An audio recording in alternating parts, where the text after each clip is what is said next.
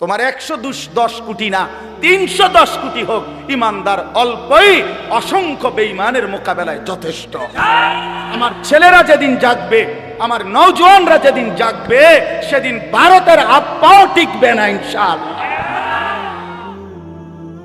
আল্লাহ আমাদেরকে তৌফিক দান করেন, আল্লাহ আমাদেরকে হিম্মত দান করেন, আল্লাহ আমাদের যুবকদেরকে আগামীর ইসলামের জন্য কবুল করে নেন। আগামীর স্বপ্ন দেখি আমরা তোমাদেরকে নিয়ে ইনশাআল্লাহ। আমি চলে যাই, কোনো সমস্যা নাই। আনিসুর রহমানের রক্তে জমিন ভেসে যাক, কোনো অসুবিধা নাই।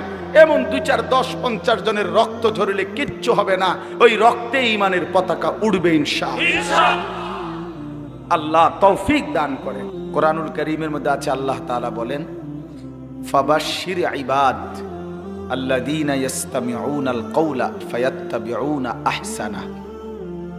আল্লাহ তাআলা বলেন, হে নবী, আপনি আমার ওই বান্দাদেরকে জান্নাতের সুসংবাদ দিয়ে দেন যারা মনোযোগ দিয়ে কথা শোনে, অতঃপর কোরআন সুন্নাহর অনুসরণ